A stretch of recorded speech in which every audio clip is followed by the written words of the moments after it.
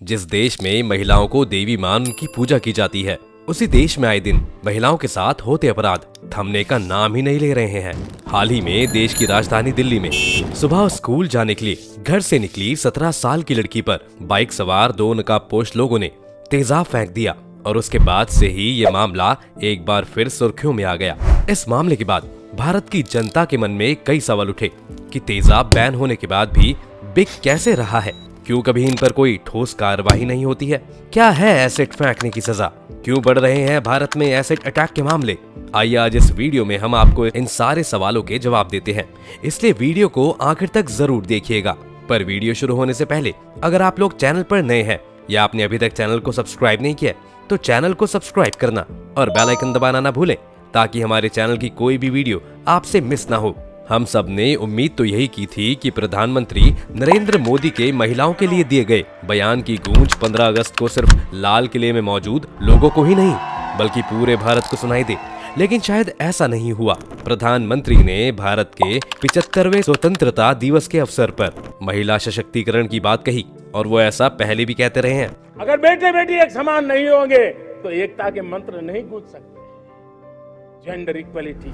वहीं दूसरी ओर आंकड़े बताते हैं कि भारत में महिलाओं के खिलाफ अत्याचार के मामले साल दर साल बढ़ रहे हैं। 14 दिसंबर को देश की राजधानी दिल्ली के द्वारका में एक 17 साल की लड़की पर एसिड फेंका गया। वो 12वीं कक्षा की छात्रा स्कूल जा रही थी और तभी बाइक सवार 2 लोगों ने उस पर तेजाब फेंक दिया और इससे उसके शरीर का 8% हिस्सा जल गया था। महिलाओं पर एसिड अटैक के मामले उनके खिलाफ हो रहे दूसरे अपराधों की तुलना में कम है, लेकिन इस तरह का मामला खुलेआम बिक रहे एसिड और महिलाओं के खिलाफ बढ़ रही आपराधिक मानसिकता के खतरे की तरफ इशारा करते हैं।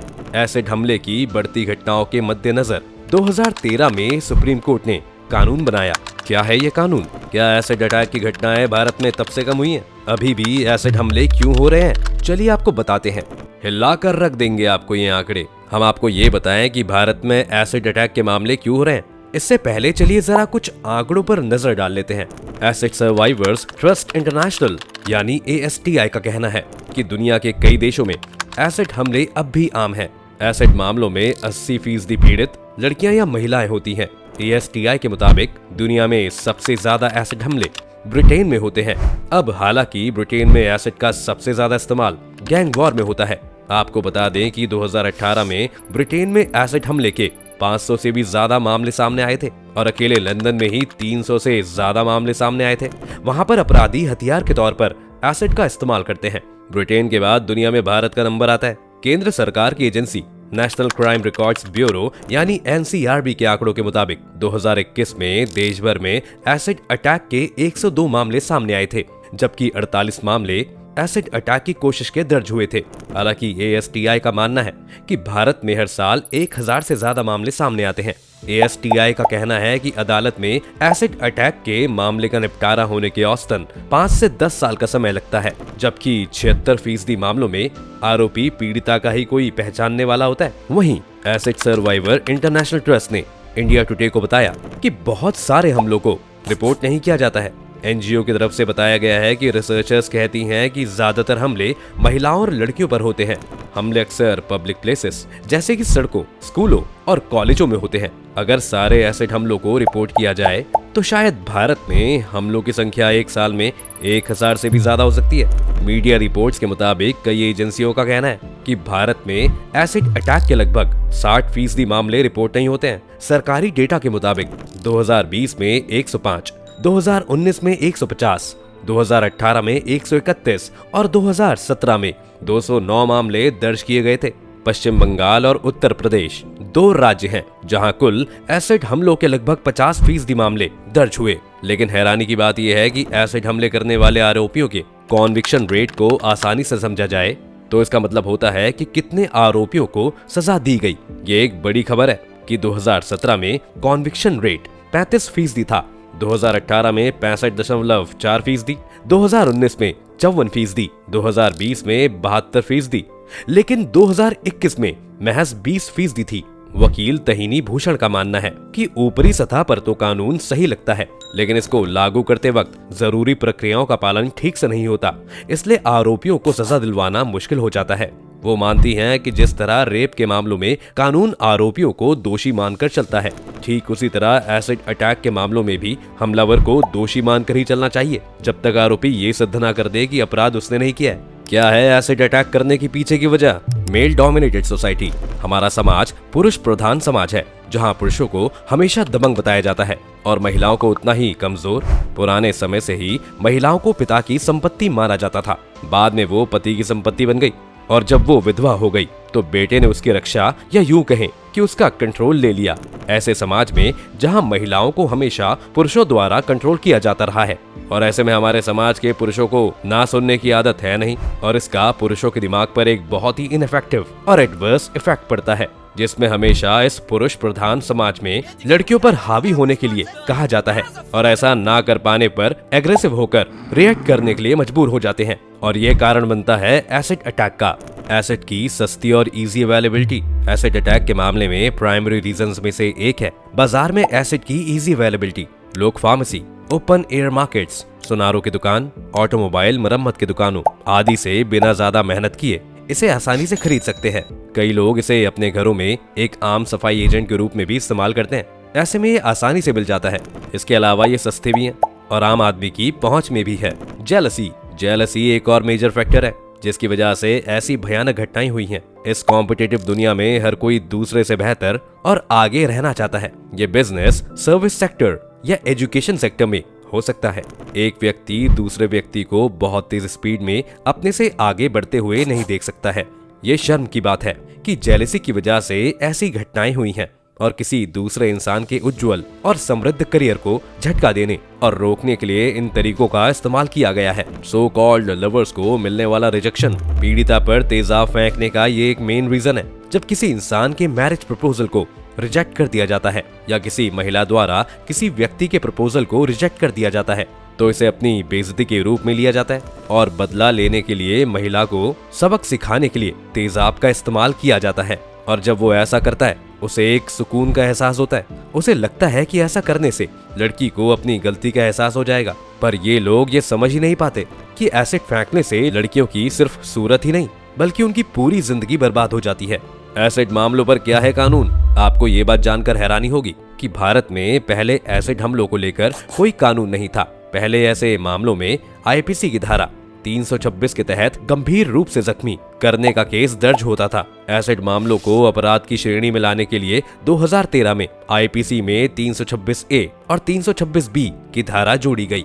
धारा 326A कहती है, अगर कोई भी व्यक्ति किसी भी व्यक्ति पर एसिड से हमला करता है तो दोषी पाए जाने पर 7 साल से लेकर आजीवन कारावास यानी कि लाइफ इम्प्रिजनमेंट तक की जा सकती है, और साथ ही दोषी से जुर्माना भी लिया जाएगा, जिसका इस्तेमाल पीड़िता के इलाज के खर्च में किया जाएगा। वहीं धारा 326B के तहत एसिड हमले की कोशिश करने वाले को 5 से साल तक की कैद हो सकती है, और उससे जुर्माना भी वसूल किया जा सकता है। इसके अलावा एसिड हमलों के पीड़ितों के इलाज और सुविधाओं के लिए सुप्रीम कोर्ट की गाइडलाइंस भी हैं। इसके तहत सरकार को पीड़ित को तुरंत 3 लाख रुपए की मदद करनी होगी। इतना ही नहीं, पीड़ित का मुफ्त इलाज भी करवाया जाएगा। गाइडलाइंस ये भी कहती हैं कि कोई भी अस्पताल एसिड हमले के पीड़ित का इलाज करने से मना नहीं कर सकता है। सुप्रीम कोर्ट के आदेश के मुताबिक 18 साल से कम उम्र के किसी भी व्यक्ति को एसिड नहीं बेचा जा सकता, और साथ ही खुले बाजार में भी एसिड की बिक्री नहीं हो सकती। अगर कोई एसिड खरीद रहा है तो उसके पास आईडी होनी जरूरी है, और बेचने वाले को खरीदार का पता भी रखना होगा। इसके अलावा अगर कोई गैर कानूनी ढंग से एसिड की बिक्री करता है तो उस पर 50,000 रुपए का जुर्माना लगाया जाएगा। कानून तो है, लेकिन 2013 में कानून बनाए जाने के बावजूद आज भी कई जगह तेजाब धड़ल्ले से बेचा जा रहा है। आपको बता दें कि 2013 में लक्ष्मी बनाम यूनियन ऑफ इंडियन मामले में सुप्रीम कोर्ट ने अपने एक आदेश में कहा था कि तेजाब बेचने वालों को ऐसा करने के लिए लाइसेंस की जरूरत होगी, और उन्हें पॉइजन एक्ट 1919 के तहत रजिस्टर करवाना होगा।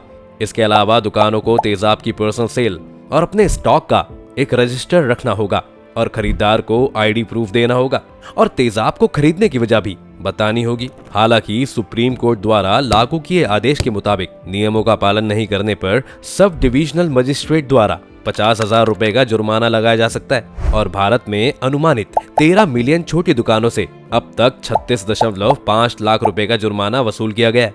इसके अलावा जुर्माना वसूलने और तेजाब की बिक्री का डेटा रखने के लिए कोर्ट ने एक ऐप बनाने का आदेश दिया था, लेकिन इसका पालन नहीं किया जा रहा है। नेशनल लीगल सर्विसेज अथॉरिटी योजना के तहत तेजाब से हमले की पीड़िताएं सभी प्राइवेट एंड पब्लिक हॉस्पिटल्स में मुफ्त इलाज की हकदार हैं, लेकिन बहुत कम मामलों में एसिड अटैक सर्वाइवर्स अपनी नॉर्मल लाइफ में वापस लौट पाती हैं और सरकारी मुआवजा इस बात पर निर्भर करता है कि सिचुएशन कितनी गंभीर है। इस तरह ज्यादातर लोग कभी ठीक ही नहीं हो पाते। सुप्रीम कोर्ट के 2013 के निर्देश में घटना के 3 महीने के अंदर पीड़िता को 3 लाख रुपए का मुआवजा देने का आदेश दिया गया था, लेकिन ये ट्रीटमेंट लागत के 10% से भी कम का खर्च कवर करता है। इसके अलावा हमले के 15 दिन के अंदर जिंदा बचे लोगों को 1 लाख रुपए दिए जाते हैं, लेकिन मुआवजा पीड़िता तक पहुंचने में 6 से 7 साल लगते हैं।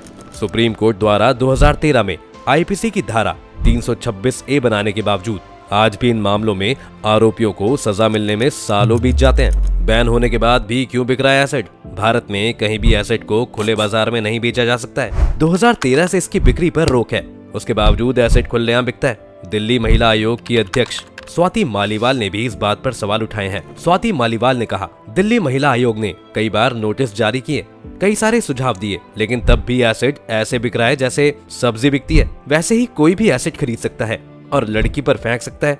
इस पर सरकार सो क्यों रही है? जब किसी लड़की पर एसिड से हमला होता है तो उसकी रूह डर जाती है और उसकी जिंदगी बर्बाद हो जाती है। इसी साल अक्टूबर में दिल्ली महिला आयोग ने दिल्ली सरकार के डिवीजन कमिश्नर को नोटिस भेजकर उन एसडीएम के खिलाफ एक्शन लेने की मांग की थी, जो एसिड की बिक्री को लेकर जारी गाइडलाइंस को ठीक तरीके से लागू नहीं कर रहे हैं। और महिला आयोग ने दावा किया था कि दिल्ली के जिलों में एसिड बिक्री को लेकर निरीक्षण भी नहीं होता है, वहीं सरकारी खजाने में है जुर्मानों की रकम। मीडिया रिपोर्ट के मुताबिक 2017 से इस संबंध से बहुत कम इंस्पेक्शन और रेड्स हुए हैं।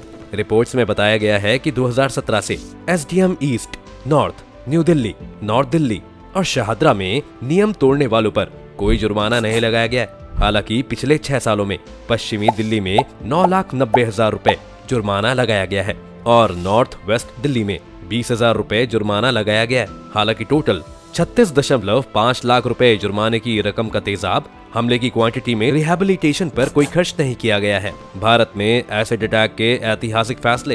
देवानंद बनाम राज्य। एक व्यक्ति ने अपनी पत्नी, जिसे वो छोड़ चुका था, उस पर एसिड फेंक दिया क्योंकि उसने उसके साथ रहने से इनकार कर दिया था। पत्नी ने न केवल अपनी आंखों की रोशनी खो दी बल्कि उसके चेहरे को परमानेंटली डिसफिगर्ड कर दिया। हालांकि आरोपी को अदालत ने दोषी ठहराया था, लेकिन दी गई सजा आईपीसी की धारा 307 के तहत 7 साल की मिनिमम अवधि थी। जलाली पुलिस स्टेशन बनाम जोसेफ रोडिंग्स केस 22/8/2006। इसमें आरोपी को आईपीसी की धारा 307 के तहत दोषी ठहराया गया और लाइफ इम्प्रिजनमेंट की सजा सुनाई गई। 2 लाख रुपए के मुआवजे के अलावा आरोपी द्वारा पीड़ित हसीना हुसैन के माता पिता को 3 लाख रुपए का भुगतान किया जाना था। पीड़िता के बॉस आरोपी जोसेफ रोड्रिगेज ने उस पर 1.5 लीटर सल्फ्यूरिक एसिड फेंका। जब उसने नौकरी छोड़ने का फैसला किया, तेजाब ने उसके चेहरे को पिघला दिया, उसके कंधे और गर्दन को जोड़ दिया, उसके सिर को जला दिया, उसकी उंगलियों को मिला दिया और उसे जीवन भर के लिए अंधा कर दिया। ये इस तरह का पहला ऐसा मामला था, क्योंकि ये पहली बार था कि पीड़ित को प्लास्टिक सर्जरी के साथ मेडिकल कॉस्ट को पूरा करने के लिए मुआवजा दिया गया था, जो काफी बड़ी राशि थी। लक्ष्मी अग्रवाल केस इस जघन्य अपराध के फेमस केसेस में से एक है। लक्ष्मी अग्रवाल का केस। दिल्ली की 27 वर्षीय महिला लक्ष्मी इस तरह के जघन्य अपराध से बची है। 2005 में जब वो सिर्फ 15 साल की थी, तब तुगलक रोड के पास एक बस का इंतजार कर रही थी। तब 2 लोगों ने उस पर तेजाब फेंक दिया था। तेजाब ने उसके पूरे चेहरे को बुरी तरह से जला दिया था और उसे 7 सर्जरी से गुजरना पड़ा। वो एक गरीब परिवार से ताल्लुकात रखती हैं और कभी भी अपना इलाज कराने में सक्षम नहीं होती। अगर किसी परोपकारी व्यक्ति ने उनकी मदद नहीं की होती, जिसने उनके लगभग 2.5 लाख रुपए के इलाज का खर्च उठाया था, उसने अपना सारा बचपन खो दिया, सभी दोस्तों को खो दिया और एक स्कूल ड्रॉप आउट बन गई। लोगों ने उसका मजाक उड़ाया और उसे घूरते हुए ये कहते हुए दोष दिया कि उसने ही कुछ किया होगा। उसने अपना चेहरा छिपाकर 8 साल बिताए, लेकिन उन्हें हिम्मत तब मिली जब वर्ष 2012 में एक बस में सामूहिक बलात्कार पर पूरा भारत गुस्से में था। वो एसिड अटैक की बिक्री को रोकने के लिए भारत के सर्वोच्च न्यायालय में एक पिटीशन के लिए 27,000 सिग्नेचर्स इकट्ठा करके कोर्ट लेकर गई। अपनी पिटीशन में मुआवजे की मांग के अलावा उन्होंने अपराध से निपटने के लिए IPC, the Indian evidence act और सीआरपीसी जैसे मौजूदा आपराधिक कानूनों में अमेंडमेंट्स के अलावा एक नया कानून बनाने की मांग की गई थी। उन्होंने देश भर में महिलाओं पर इस तरह के हमले की बढ़ती घटनाओं का हवाला देते हुए कहा, एसिड की बिक्री पर पूरी तरह रोक लगाने की भी गुहार लगाई गई थी। उनकी ये पिटीशन एक मील का पत्थर साबित हुई। नया कानून बनाया गया जिसमें एसिड हमले के दोषी व्यक्ति को कम से कम 10 साल और अधिकतम उम्र कैद की सजा हो सकती है। कंक्लूजन, आइए अब आपको बताते हैं कि इन बढ़ते एसिड अटैक के मामलों को कैसे रोका जा सकता है। नंबर 1, नियमों का हो सख्ती से पालन। एसिड अटैक वायलेंस का सबसे डेडलीस्ट रूप है। वहीं भारत में एसिड अटैक की घटनाएं बढ़ रही हैं। हालांकि एसिड अटैक कानूनों में सुधारों की शुरुआत में एक पॉजिटिव साइन है, फिर भी इन प्रोविजंस को प्रभावी ढंग से लागू करने के लिए एक लंबा रास्ता तय करना है। भले ही कानून लाए जा चुके हों, लेकिन अब सरकार को ये देखना है कि इन कानूनों को सख्ती से पालन किया जाए। सरकार को ये बात इंश्योर करनी होगी एसिड अटैक से जुड़े मामले फास्ट ट्रैक कोर्ट में ही जाएं और इन मामलों का फैसला साल भर के अंदर अंदर निकाला जाए, इन्हें ज्यादा खींचा ना जाए। नंबर 2, और कड़ी की जाए सजा। अब आप ये बात तो खुद ही जानते हैं कि भारतीयों की सोच तो यही है कि ज्यादा से ज्यादा क्या होगा, पैसा ही तो देना होगा, दे देंगे। हमें लोगों की सोच को बदलना होगा। हमें उन्हें ये समझाने की बहुत जरूरत है कि इस एसिड अटैक से एक लड़की पर कितना बुरा असर होता है। उस लड़की की पूरी जिंदगी तबाह हो जाती है। अब अगर कोई भी एसिड अटैक करने की सोचता है तो उसे उतनी ही बुरी सजा मिलनी चाहिए और उसे भी उतनी ही परेशानियों से गुजरना पड़ेगा जितनी से एक विक्टिम को गुजरना होता है। साथ ही में एसिड अटैक करने वाले अपराधियों को फांसी की सजा मिलनी चाहिए और साथ ही में पीड़िता को सरकारी नौकरी मिलनी चाहिए या फिर पीड़िता को मुआवजा मिले कि वो अपनी जिंदगी आसानी से बिता पाए। नंबर 3, बिना लाइसेंस एसिड की बिक्री पर रोक। काउंटर पर एसिड की बिक्री पर सरकार को और ज्यादा करेक्टिव मेजर्स लाने चाहिए। करंट सिचुएशंस के अनुसार दुकानदार को एक रजिस्टर बनाए रखना होता है जिसमें उस इंसान की डिटेल्स होती हैं जिसे ये बेचा जाता है। इसी के साथ खरीदार को एक सरकारी आईडी कार्ड दिखाना होगा और उसकी उम्र 18 साल से ज्यादा होनी चाहिए।